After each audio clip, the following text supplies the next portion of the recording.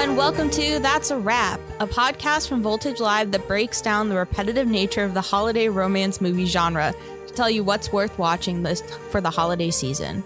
My name is Jen, and my mom, a resident holiday movie expert, joins me on the couch for commentary. Say hi, Mom. Hi.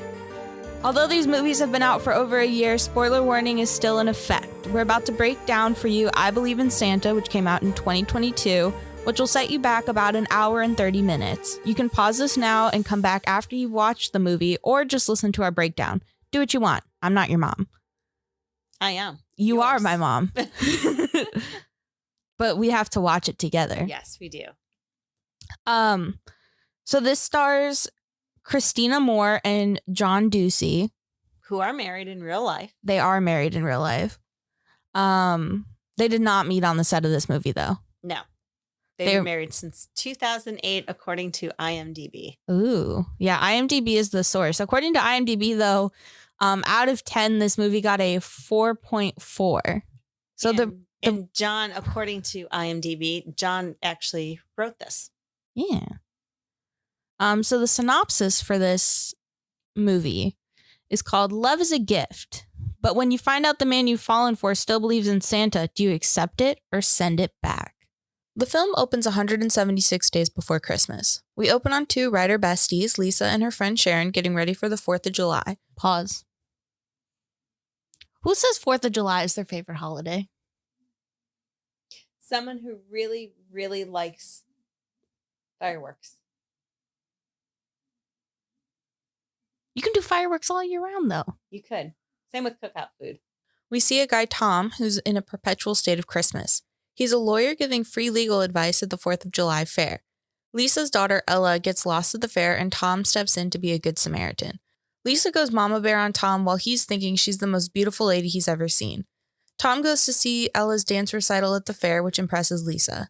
They both try to invite each other to the same place to watch the fireworks, and Tom asks Lisa on a date. We montage our way through the year, seeing big moments until it's almost time for Christmas. So we're getting this cute montage.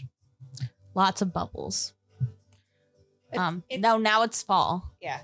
It's the passing of time. Right. Because it was 176 days before Christmas. Correct. July 4th. Yes. To be exact. And he is showing up to things. Yes. Which is what she was complaining about. What the other guy wasn't that she was dating. Was she dating him, or is that her ex? Well, like co-parent. I don't know. Because it sounded like the co-parent. Maybe. I think it's the co-parent, because the little girl had said that he had a new girlfriend, and that wouldn't be something that you would tell your kid if you were. That is true. Lisa hates Christmas. In fact, she's kind of notorious for hating Christmas, so much so that her editor is having her write a Christmas article. We're at Tom's apartment, and much to Lisa's horror, it is decked out. Like, I can't even describe how much this place is decked out. I mean, Tom goes all out for Christmas. Lisa is not about any of this. She complains to Sharon that he never does stuff on weekdays, but suddenly has time for Christmas. Lisa agrees to give it a chance, and we see Lisa trying to wiggle her way out of it, but doesn't because she enjoys spending time with Tom. We montage Christmas crafts and decorate the tree. Ella asks if Santa is real, and Tom comes to the rescue to encourage her belief in Santa. Lisa thanks Tom for speaking to Ella because she dreads having that conversation. Tom lets it slip that he still believes in Santa Claus. Lisa is, again, not having it. Cut to a tree lighting with an a cappella group, which is very anticlimactic. Lisa and Tom take Ella to visit a mall Santa where she whispers her wish to Santa. Cut to Tom and Lisa at a Santa-themed bar trivia where she grills Tom more about believing in Santa. We now have a cooking-baking montage with Ella. Lisa and Tom get into a fight about his belief in Santa, and they break up, and they're both taking this breakup really hard. Okay, so it took, what is that, 42 minutes? Yep. 42 minutes for them to drop the Santa Claus bomb. The title of this movie. Yes. The synopsis of this movie. But they alluded to it earlier in the movie. No, they did, but yes. then you were like, well, when are they going to do it?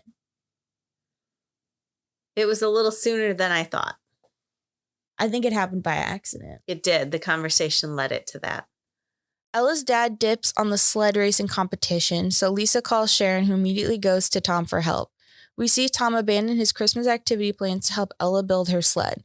Ella's cardboard sled flies for some reason, but they win the race. After the race, Lisa realizes she and Tom shouldn't be broken up because he showed up for her. Tom's Christmas list was having Lisa and Ella in his life, and then he proposes to Lisa. Lisa says yes, and Ella exclaims that Santa is real because that's what she asked Santa for. Lisa finally has the inspiration to write the article she's been stuck on. Now it's Christmas Eve, and we hear faint bells of a sleigh overhead, and then the credits roll. Okay, so we had to take a break. Yeah, with about 25 minutes or so left. And it was hard to get back to the movie. Yeah, because the movie just kind of... I did not want to get back into it. Yeah, but we did it. I would say the ending was better than I had anticipated. Yeah. So I'm glad we watched the rest of it. But I also... This would not be one I would watch again. So what's your overall rating for this? Probably a 2.5. Okay. I like the message. To believe and take that leap of faith, but... Yeah, the messages that were going on I liked. But the movie itself just... It didn't... I didn't get the feel-goods. Yeah. It just... There was nothing that was, like, keeping me in it other than the fact that we had to finish this. Correct. Like, so I wanted to read you some Letterboxd reviews. Oh, no. And let me know if you agree with them. Jamie gave it a 0.5 star. Uh-huh. And said, he looks exactly how you'd imagine a grown man who believes in Santa would look. That's just kind of mean. Well, you're not going to like this next comment. But he did kind of look it. He did. I'm not disagreeing. I'm just saying it's kind of mean. Jeffrey gave it 3 stars. Uh-huh. Said, John Ducey's character seems that if his belief in Santa is the only thing keeping him from being a serial killer. No. And then the user BKQ, main woman blinks like 5 times in the whole movie. Her psychotic wide-eye stare haunts me. Gave it 1 star. I kind of...